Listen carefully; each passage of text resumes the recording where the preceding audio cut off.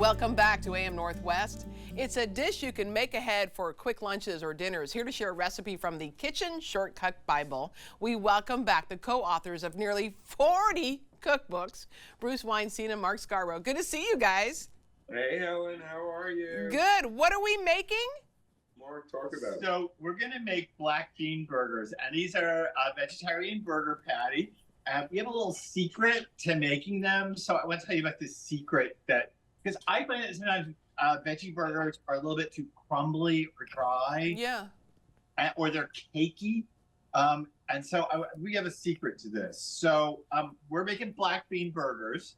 So I'm going to put a bunch of black beans, a can of black beans that you can drain and rinse. Rinse is the most important part of what you said. Rinse. Right. Yeah. Stuff off of them. Gotcha. And then we've caramelized some onions in advance. Yes, you can use frozen chopped onions and caramelize them.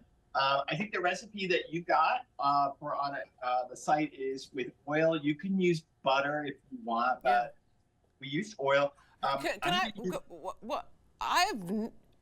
I must be really unexperienced in the cooking part. I didn't know that you could get onions already chopped in the frozen food. Oh, yeah. Oh my goodness. They're in the freezer. God. Put them right into your hot skillet from that frozen bag. They'll saute. They'll turn brown. They're so easy. You never defrost them. Just dump the bag in a slow cooker. You have blown my mind. Okay, thank you very much. I learned something today. If you got today. one thing out of this segment, I'm really happy. Yeah. Okay, so I put some nuts in here. We're using walnuts. I think the recipe that you've got says pecans, but really you can use any kind of shell that you want. Okay. But this is the real key and the secret, and it's rolled oats. Yeah. Just standard rolled oats, because that's going to be our binder without making the patties cakey. You can see the ones that Bruce has in the skillet. Yeah. They are really not like cakes. No, these look like beef burgers, right?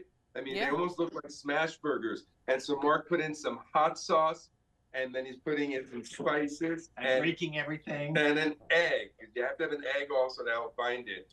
And then we're going to, now, I think I've been pretty good about letting him talk. But now I'm talking. And he's going to turn it on. There's a first for everything. And you let the food processor do all the work for you here. And you just let it go and blah, blah, blah. And it becomes a paste. That's it. That's all it takes. So here's the make ahead tip.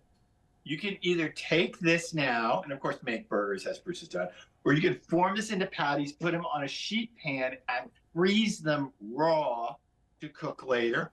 Or you can cook them all up and they freeze beautifully. Oh, perfect. So you can meal prep for a long time. And usually, so I would need it to go a little more, but I don't want it to be smooth. I want a little bit of texture to it. Yeah. But you want this to run enough that you got some texture, but it's still kind of this, I'll show it to you, this kind of battery thickness. Oh, yeah, look at that. Okay. And you end up with these patties that I fried in some olive oil. They come out looking like just perfect burgers. Yeah. This one has tomato and mustard. And now Mark's enough to talk because I'm going to have a mouthful of food. Yeah, and they're so easy. We'd like to eat them on whole grain buns, and why not, right? You're being healthy. And so we eat them on high protein whole grain buns.